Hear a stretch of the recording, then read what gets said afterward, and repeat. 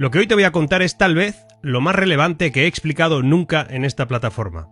El pasado jueves asistí en Londres a un evento muy grande que montó YouTube allí, pero hubo una reunión convocada por ellos mismos, por su dirección, en sus oficinas, con apenas una docena de creadores europeos. Yo estuve allí. No hubo pancartas, no hubo eslóganes, no hubo ningún titular de prensa al día siguiente, pero sí hubo datos, fechas, nombres de directivas, calendarios legislativos y silencios que fueron bastante elocuentes. Salí con la sensación, honesta e incómoda, de que el asunto que te voy a contar hoy es más complejo y más grave que cualquier otra cosa de las que hemos tratado aquí, porque no va de etiquetas. Y no va de bandos, no va de alarmar, va de algo mucho más silencioso, más legal, más estructural. Quédate, porque vamos a examinar qué se está cocinando en Bruselas, en Londres y en los ministerios europeos para rehacer desde arriba el algoritmo de YouTube.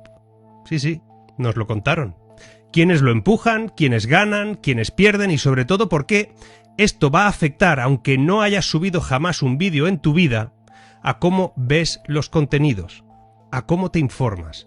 Y por cierto, como vas a saber tras este contenido, se hace más importante que nunca suscribirse a este u a otros canales que sean de tu interés. Ahora esto ya no va solo de dar apoyo al creador, a su equipo, esto va de que sobreviva el canal. En la reunión, el argumento lo firmaba David Wheldon, Senior Director de Asuntos Gubernamentales y Políticas Públicas de YouTube para Europa. Poco antes, Wheldon había publicado en el blog corporativo de Google un texto titulado The Future of Discovery, Keeping It Fair for Creators and Partners, es decir, el futuro de cómo se descubren los contenidos, que sea justo para creadores y quienes colaboran con YouTube. Ese era el título. En apariencia era una defensa de los creadores, pero en el fondo era una llamada de auxilio. Cito sin adornos lo que pone en ese escrito. Las normas que se debaten en la Unión Europea y el Reino Unido podrían distorsionar la economía digital al obligar a YouTube a priorizar canales seleccionados por el gobierno frente a creadores independientes. ¿Qué? ¿Se te eriza la piel? Si no es así es porque aún no has entendido lo que quiere decir todo eso, por lo menos del todo. Por lo tanto, vamos a entenderlo. Lo que vas a poder ver. Todo esto tiene nombres técnicos, pero te los voy a intentar traducir hoy. Es muy importante que vayamos poquito a poco. Hay 3 piezas encima de la mesa y conviene conocerlas por su nombre, directamente, aunque solo sea esta vez. La primera es la DSA, la Ley de Servicios Digitales, en vigor en toda la Unión Europea desde febrero de 2024. Clasifica a YouTube como plataforma online muy grande, lo que se dice en la jerga VLOP, y le obliga a gestionar riesgos sistémicos, es decir, desinformación, contenidos ilegales, moderación.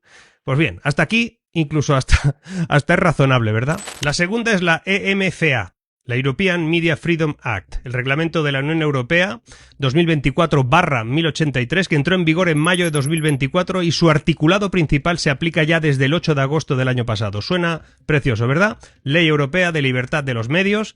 En la práctica crea una clase privilegiada de medios reconocidos con protecciones reforzadas frente a las grandes plataformas. El artículo 17 obliga a YouTube a avisarles con 24 horas antes de retirar o restringir un contenido.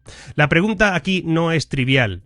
Es sobre quién decide qué medios entran en esa lista, porque la respuesta literal del reglamento es los organismos reguladores nacionales de cada Estado miembro. Es decir, un ministerio de la verdad, o una autoridad audiovisual. Todo eso con su color político de turno que definirá quién se le pone o no una alfombra roja algorítmica. Quédate con ese nombre, EMFA. Luego, en un rato volverá y vas a entender por qué esto no va, por lo menos no de lo que parece. La tercera pieza es la revisión de la AVMSD, la Directiva de Servicios de Medios Audiovisuales. La Comisión Europea abrió una consulta pública que cerró en diciembre de 2025 y un proceso de consulta experta, que es en el momento en el que estamos ahora, durante todo 2026. De hecho, esos miembros de YouTube y de Google que están en esas reuniones pertenecen a esta ronda de consultas. Habrá un informe final previsto para diciembre de este año. Y lo que se debate en cristiano es si las reglas de prominencia, como aparecen los vídeos en el feed, para los llamados servicios de interés general pasarán a ser obligatorias y se extenderán a esas plataformas como YouTube o TikTok. El Consejo Europeo ya ha dicho, con todas las letras, que las plataformas de vídeo tienen influencia decisiva en la curación, presentación y visibilidad del contenido y que, por tanto, merecen nuevas obligaciones. Traducido al europés. del europeo al castellano. El regulador nacional te dirá qué es un medio serio y el algoritmo tendrá que colocarlo arriba en tu feed, en tu pantalla. Tu divulgador científico independiente, tu periodista sin redacción detrás, tu analista sin carné. Todos quedarán un peldaño por debajo por defecto, no por mala calidad, solo por falta de tener un sello oficial.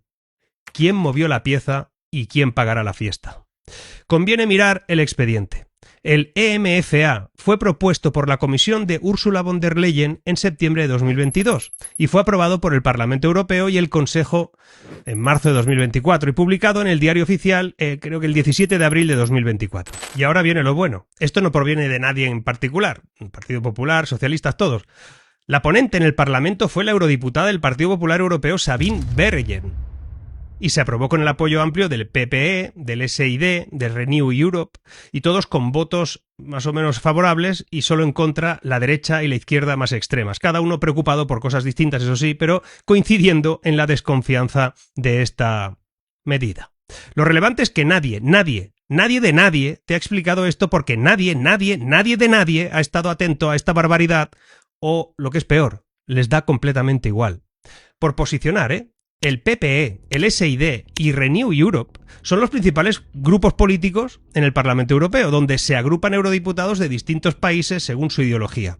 El Partido Popular Europeo representa el centro-derecha, como el Partido Popular Español, la CDU alemana. El SID es el centro-izquierda socialdemócrata, donde está el PSOE, por ejemplo. Y Renew Europe es el centro-liberal y pro-mercado vinculado a líderes como, por ejemplo, Macron.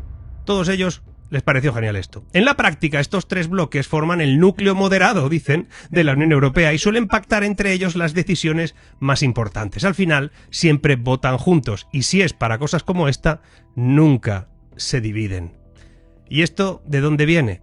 Pues la presión vino de donde suelen venir siempre, los grandes grupos mediáticos europeos agrupados en lobbies como la European Publishers Council, que llevaban años reclamando protecciones especiales frente a las plataformas digitales. Su argumento es conocido y tiene una parte de razón, no digo que no. Google y YouTube les desordenaron el modelo publicitario durante una década y media en su día. Han perdido, según sus propios datos, han perdido mucho. Entre el 50 y el 80% de sus ingresos publicitarios, y ahí viene el problema. Su credibilidad, según los eurobarómetros, está además en mínimos históricos. No se los cree nadie. Y para ellos, la regulación de prominencia, es decir, colocar las cosas en otro orden que les favorezca, no es una cuestión de principios, es una cuestión de supervivencia económica y de relato. Y utilizan su todavía considerable peso institucional para obtenerla. En Reino Unido la partitura es la misma, con otros instrumentos. Allí la BBC, la ITV, el Channel 4 han exigido a Ofcom, el regulador audiovisual británico, que YouTube tiene que garantizar la prominencia y la fácil, ojo con esto, descubribilidad de sus contenidos. Cuando YouTube se resistió y llamó prematura a la intervención estatal en su día, la secretaria de Estado de Cultura del Reino Unido, Lisa Nandy, advirtió que legislarían si no había acuerdos voluntarios, que lo iban a imponer. La herramienta ya existe, es la Media Act 2024, que incluye obligaciones de prominencia para plataformas de televisión conectada, y Ofcom ha abierto la consulta para poder extenderla a YouTube. Dato que, para que lo tengas a mano, en 2025 YouTube se convirtió en el segundo servicio audiovisual más visto en Reino Unido, superando incluso a la BBC. El objetivo aquí prioritario, por tanto, es muy sencillo de entender. Lo que no puedo hacer compitiendo contra los contenidos de YouTube, pues lo haré obligando a YouTube a ponerme arriba. El patrón aquí es transparente. Quien ha perdido audiencia en el mercado la reclama por vía de regulación. Y como el regulador responde al gobierno y el gobierno cambia, pues acabamos de construir una palanca con un mango tremendamente atractivo para el que venga o esté. Y si hasta ahora hemos visto cómo la Unión Europea y el Reino Unido han construido pieza a pieza, o la están construyendo, una infraestructura legal capaz de obligar a las plataformas a priorizar ciertos medios por criterios administrativos, ¿qué pasaría si esa misma palanca diseñada hoy en nombre del pluralismo y la protección del periodismo acabara mañana en manos de un gobierno que entiende el pluralismo exactamente al revés? ¿Qué pasaría? La palanca no tiene ideología, solo dueño. Aquí empieza la parte que menos se discute, por lo menos ahora mismo no está en el plano, se discutirá tal vez, y que más debería preocuparnos. Hay quien descarta la alarma pensando que las normas de prominencia, repito, colocar un contenido por encima de otro, solo se activarán con gobiernos responsables de que la verdad quieran protegerla y que la información deba ser de calidad. Y eso puede ser un error categórico, y la historia además lo desmiente de sobra. Decía George Orwell en 1984, la obra: quien controle el pasado controlará el futuro, y quien controle el presente va a controlar el pasado. Ahora cambia pasado por algoritmo, y tienes el guión de esta década. El mecanismo es siempre el mismo. Un regulador nacional, bajo la supervisión del gobierno de turno, decide qué medios son de interés general, de servicio público o, peor aún, fiables. Esos medios obtienen preferencia algorítmica, los demás no la tendrán. La pregunta aquí es obvia. ¿Qué ocurre cuando, por ejemplo, cambie el gobierno? O mande otro, o decida quiénes son o no fiables. Hungría lleva 15 años respondiendo esa pregunta.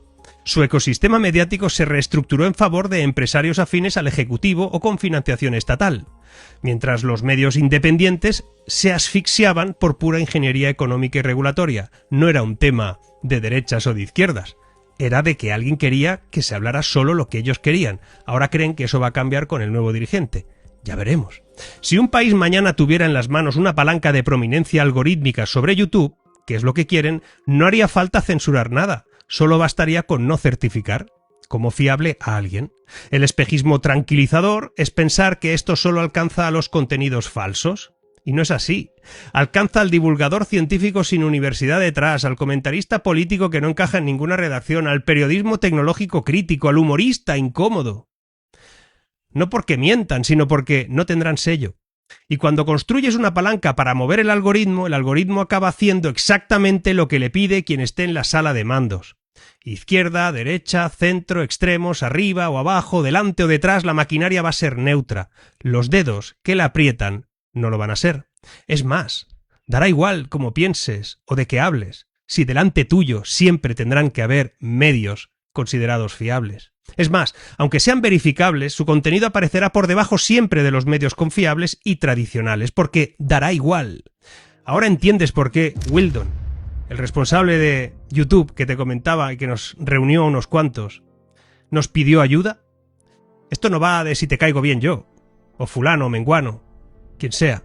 Va de que sobreviva el espacio donde todavía se puede disentir sin pedir permiso. Y nos guste o no, este espacio hoy se llama YouTube. No porque sea perfecto, porque no lo es, sino porque sigue siendo el único lugar donde un tipo con una cámara puede competir informativamente con 4 redacciones subvencionadas. Que estén tan nerviosos nos dice exactamente cuánto se juegan y cuánto nos jugamos todos. Si de algo ha servido este contenido, que sea de eso, ¿no? Comparte este vídeo, aunque sea con la persona con la que menos coincides políticamente, porque de esto no nos salva una tribu, nos salva la lucidez colectiva. Pelea, de manera cívica y tenaz, porque para que no decidan tu dieta informativa. No delegues esta elección en un ministerio, ni en un lobby, ni ya puestos, ni en mí. Porque mientras estábamos mirando el escándalo de cada semana, ese que nos cuentan todos los días, alguien estaba trabajando muy fino para acabar con lo único que le ha quitado audiencia a los medios tradicionales en 20 años, especialmente esta plataforma. Por eso no olvides pensar por ti mismo, porque están pensando en prohibirlo. Seguimos.